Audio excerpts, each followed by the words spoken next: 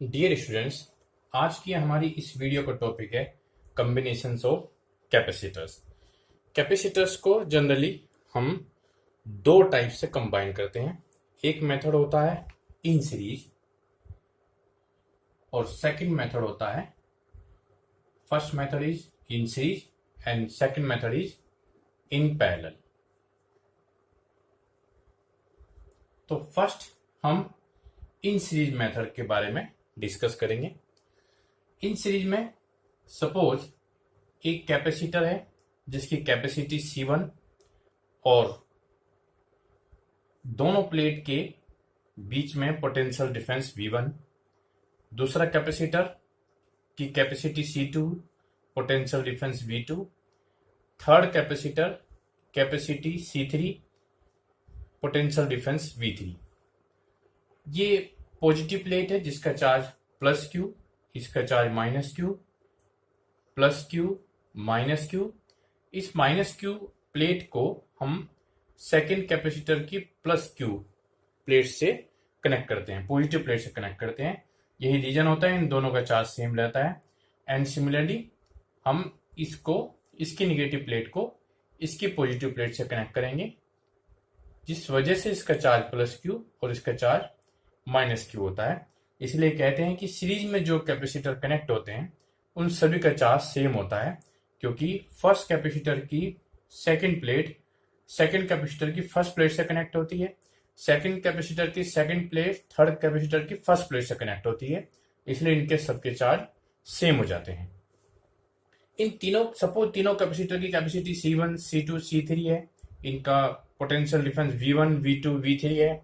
अब total potential यदि हम इनको कनेक्ट करते हैं किसी सर्किट से, ये सपोज ये पार्ट अर्थ हो गया क्योंकि ये निगेटिव प्लेट है, और ये आपने कहीं किसी सर्किट में कनेक्ट किया, तो total potential it should be V1 plus V2 plus V3। क्योंकि ये सीरीज में है तो तीनों का potential common potential, total potential तीनों के पोटेंशियल के सम के इक्वल होना चाहिए।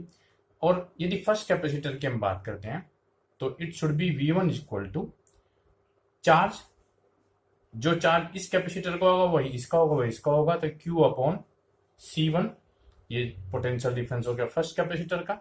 Second capacitor V2 equal to Q upon C2 और third capacitor V3 equal to Q upon C3। इन V1, V2, V3 की वैल्यू यदि हम यहाँ पर रखते हैं तो ये हो जाता है Q upon C1 plus Q upon C2 plus Q upon C3। यदि हम इन तीनों कैपेसिटर जो हमने सीरीज में कनेक्ट किए हैं इनके जगह पर एक कैपेसिटर कंसिडर करते हैं, ये अर्थ हो गया जो ये वाला पार्ट है, और ये वाला पार्ट ये हो गया।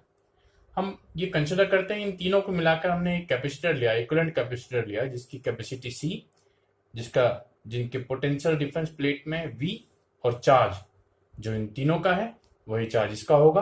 तो यहां पर जो V होना चाहिए वो V होना चाहिए Q upon C, V equal to Q upon C। तो ये V Q अपॉन C हो गया, और V1, V2, V3 की वैल्यू हमने यहां पुट की Q upon C। Throughout Q cancel out हो गया, तो यहां से हमारा 1 upon C equal to 1 upon C1 plus 1 upon C2 plus 1 upon C3। यदि हम तीन कैपेसिटर जिनकी कैपेसिटी C1, C2, C3 है उनको सीरीज में कनेक्ट करते हैं तो total capacity 1 upon C equal to 1 upon C1 plus 1 upon C2 plus 1 upon C3 होगी। If several capacitors are connected in series, then reciprocal of the capacitances of the equivalent capacitor is equal to the sum of reciprocals of the capacitances of the individual capacitor. Now we can discuss about the parallel capacity। यदि हम capacitors को parallel में connect करते हैं तो ये हमारे पास एक कैपेसिटर है, ये उसकी पॉजिटिव प्लेट है, ये उसकी निगेटिव प्लेट है। दूसरा कैपेसिटर है, उसकी भी ये पॉजिटिव प्लेट है, ये निगेटिव प्लेट है। एक तीसरा कैपेसिटर है, उसकी भी ये पॉजिटिव या निगेटिव प्लेट है। यदि हम इनकी capacity C1, C2, C3 consider करते हैं, इन तीनों कैपेसिटर्स की पॉजिटिव प्लेट्स को हमने एक पॉइंट से कनेक्ट किया और तीनों कैपेसिटर्स की निगेटिव प्लेट को हमने एक पॉइंट से कनेक्ट किया। ये निगेटिव है तो हमने इसको अर्थ कर दिया, और ये पॉइंट ए यदि हम कंसिडर करते हैं, इसको पॉइंट बी कंसिडर करते हैं, तो ये हमारा सर्किट में कनेक्ट हो गया। अब ये तीनों की पॉजिटिव से कनेक्ट है तो ये प्लस क्यू इसका चार्ज हो गया। यदि यहां से यहां तक का पोटेंशियल V होता है तो उसका मीनिंग ये है, क्योंकि ये कनेक्शन इन तीनों कैपेसिटर्स के साथ कनेक्टेड है, तो इस कैपेसिटर का पोटेंशियल डिफरेंस इस कैपेसिटर के दोनों प्लेट के बीच में वोल्टेज भी V होगा, यहां पर भी V होगा और यहां पर भी V होगा।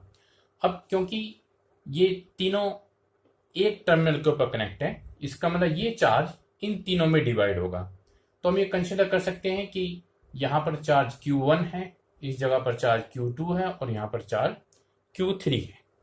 एक Q चार्ज इन तीनों में डिवाइड हुआ है, यानी Q equal to Q1 plus Q2 plus Q3। और हमें पता है कि Q इजकल टू CV होता है, यानी Q1 that should be equal to C1V, Q1 equal to C1V and Q2 equal to C2V and Q3 equal to C3V। इसी प्रकार से जैसे हमने पीछे सीरीज का कनेक्शन देखा है, उसी तरह से हम पैरेलल का भी कॉम्बिनेशन देख सकते हैं। इन तीनों की जगह पर यदि हम एक कैपेसिटर यूज करते हैं जिसकी कैपेसिटी C है, ये कैपेसिटी इन तीनों कैपेसिटर के पैरेलल कॉम्बिनेशन के बाद टोटल कैपेसिटी को रिप्रेजेंट करती है। और ये हमारा A टर्मिनल हुआ जिसपे प्लस Q चार्ज है, और ये हमारा B टर्मिनल हुआ जिसको हमने अर्थ किया हुआ है। तो ये कैपेसिटी इन तीनों कैपेसिटर इक्विवेलेंट कैपेसिटर के इक्वल है, पोटेंशियल V चार्ज Q, तो Q equal to C into V। तो ये हमारा Q हो गया C into V equal to Q1 means C1V, Q2 is C2V and Q3 is C3V। V through out cancel हो गया and C equal to C1 plus C2 plus C3, C1 plus C2 plus C3। यदि हम capacitors को parallel में connect करते हैं तो total capacity C1 plus C2 plus C3 होगी।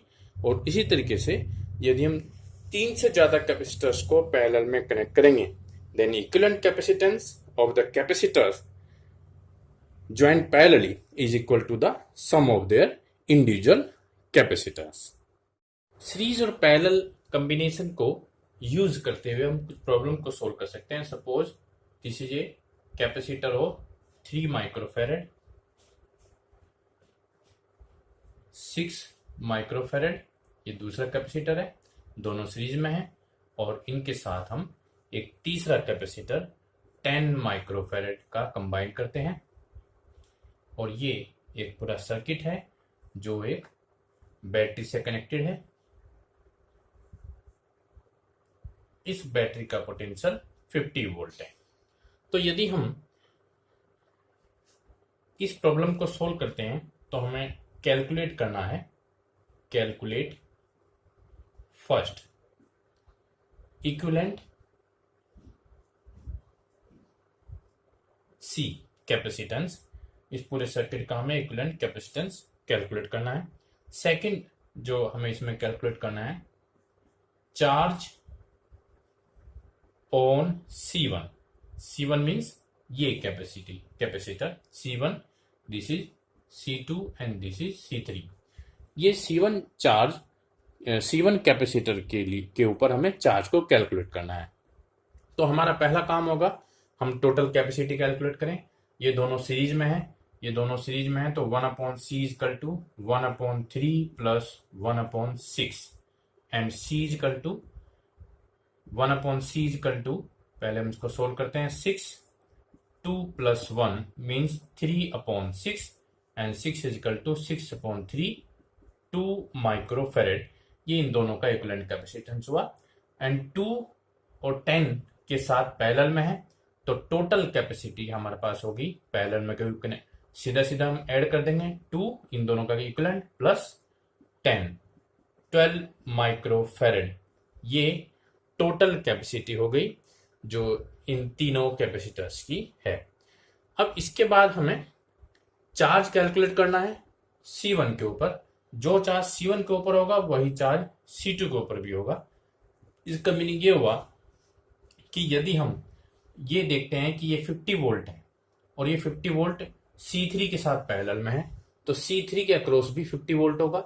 उसके साथ साथ ये C1 C2 के साथ पैरेलल में है, तो C1 C2 इन दोनों कैपेसिटर के अक्रॉस भी 50 वोल्ट होगा। तो इन दोनों के अक्रॉस जो चार्ज होगा वो चार्ज कितना होना चाहिए, C डैश यदि कैपेसिटेंस इन दोनों के इक्विवेलेंट कैपेसिटर है into V। C dash means in दोनों का इक्विवेलेंट कैपेसिटी हमने 2 माइक्रोफैराड कैलकुलेट की थी, 2 माइक्रोफैराड इंटू इन दोनों के अक्रॉस पोटेंशियल 50 वोल्ट यानी 100 माइक्रोकुलम। ये इन दोनों का कैपेसिटी चार्ज हो गया इन दोनों के अक्रॉस। और क्योंकि ये दोनों सीरीज में है और हमें मालूम है सीरीज में चार्ज दोनों के ऊपर सेम होता है, तो यदि इन दोनों के का चार्ज 100 माइक्रोकुलम है तो C1 के ऊपर चार्ज भी 100 माइक्रोकुलम होगा और C2 के ऊपर चार्ज भी 100 माइक्रोकुलम होगा। तो हमारा जो सेकंड क्वेश्चन है, charge on C1 that is 100 microcoulomb. एक और एग्जाम्पल देखते हैं। हमारे पास एक कैपेसिटर 8 माइक्रोफैराड का है और दूसरा कैपेसिटर अगेन 8 माइक्रोफैराड है। इसके साथ दो कैपेसिटर सीरीज में कनेक्टेड है, अगेन दे आर 8 माइक्रोफैराड।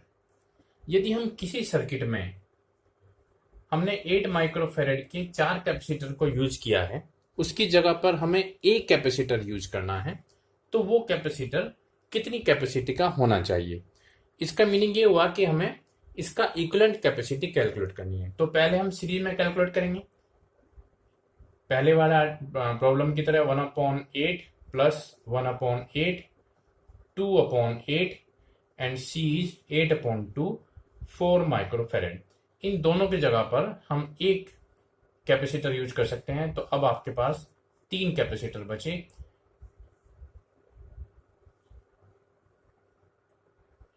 ये 8 माइक्रोफैराड, ये 8 माइक्रोफैराड और ये 4 माइक्रोफैराड। ये हमारे पास 3 कैपेसिटर बचे हैं।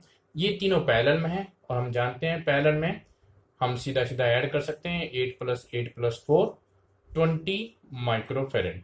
यानी 4 8 माइक्रोफैराड कैपेसिटर की जगह पर हम एक कैपेसिटर 20 माइक्रोफैराड का यूज कर सकते हैं। इस प्रॉब्लम में हमारे पास एक पॉइंट ए है, यहां पर हमने एक कैपेसिटर लगाया हुआ है, इसके साथ एक दूसरा कैपेसिटर है, third capacitor, fourth capacitor, terminal B. हमें ए बी के अक्रॉस टोटल कैपेसिटी कैलकुलेट करनी है। यदि हम इस डायग्राम को देखते हैं तो हमें ऐसा लगता है कि ये चारों कैपेसिटर पैरेलल में हैं, लेकिन जब हम देखेंगे तो ये एक टर्मिनल से एक प्लेट कनेक्टेड है, दूसरी प्लेट से सेकंड कैपेसिटर की फर्स्ट प्लेट और सेकंड कैपेसिटर की सेकंड प्लेट थर्ड की फर्स्ट प्लेट से और थर्ड की सेकंड प्लेट फोर्थ की फर्स्ट प्लेट से और फोर्थ की सेकंड प्लेट दूसरे टर्मिनल से कनेक्टेड है। जैसे हमने सीरीज में आपका कनेक्शन बनाया था, ये कैपेसिटर है, इसकी सेकंड प्लेट सेकंड कैपेसिटर की फर्स्ट प्लेट से, सेकंड कैपेसिटर की सेकंड प्लेट थर्ड की फर्स्ट प्लेट से और थर्ड की सेकंड प्लेट फोर्थ की फर्स्ट प्लेट से। अगर हम इसका इक्विवेलेंट डायग्राम बनाते हैं तो ये इसका इक्विवेलेंट डायग्राम आता है। यदि इनकी कैपेसिटी C है, इन सब की कैपेसिटी यदि C होती है तो इक्विवेलेंट कैपेसिटेंस हमारे पास 1/C = 1/C dash equal to 1/C plus 1/C plus 1/C plus 1/C, C dash = C/4 होगा।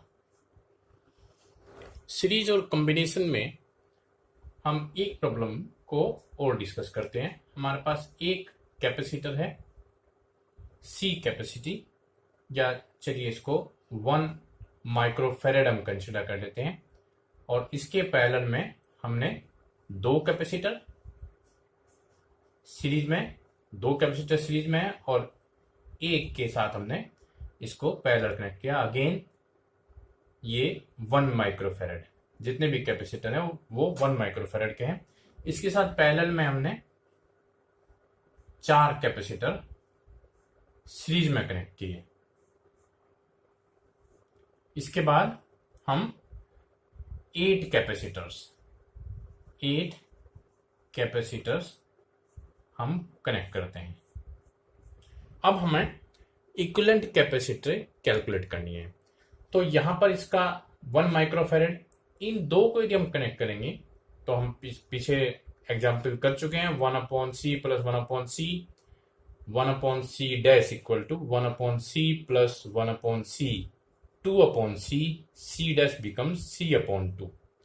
तो ये c/2 होगा, यानी 1/2 हो जाएगा इस लाइन की टोटल कैपेसिटी 1/2 माइक्रोफेरेड, और ये 1 माइक्रोफेरेड है। यहां पर 4 यदि कैपेसिटर हैं तो 1/c plus 1/c plus 1/c plus 1/c यानी c/4। तो इस लाइन की टोटल कैपेसिटी 1/4 माइक्रोफेरेड होगी। और इसी तरीके से इस लाइन की टोटल कैपेसिटी 1/8 माइक्रोफेरेड होगी। अब क्योंकि ये चारों पैरेलल में है और पैरेलल में हम जानते हैं C1 plus C2 plus C3 plus C4 होना चाहिए, तो total capacity 1 microfarad plus 1/2 microfarad plus 1/4 microfarad plus 1/8 microfarad. 8 हम यहां से एलसीएम लेंगे तो 8 प्लस 4 प्लस 2 प्लस 1, 8 प्लस 4 12, 14 15, 15/8, ये इतने माइक्रोफेरेड इसकी कैपेसिटी होगी। तो इस प्रॉब्लम से हमने ये जाना कि यदि इक्वल कैपेसिटी यदि होती है कैपेसिटर की, कैपेसिटेंस की वैल्यू यदि सेम है, तो जितने कैपेसिटर होंगे उनका इक्विवेलेंट उतने ही 1/n हो जाता है। यदि यहाँ पे n नंबर ऑफ कैपेसिटर होते तो टोटल कैपेसिटी 1/n माइक्रोफेरेड होती, और पैरेलल हम सीधा सीधा ऐड कर देते हैं। तो ये मैंने आपको इस वीडियो में सीरीज और पैरेलल कॉम्बिनेशन कैपेसिटर्स का विद एग्जाम्पल आपको बताया है। इसके साथ साथ कुछ एग्जाम्पल्स आपको भी करने हैं, और नेक्स्ट वीडियो में हम इससे कुछ आगे चलेंगे जिसमें हम एनर्जी को कैलकुलेट करेंगे। Thank you.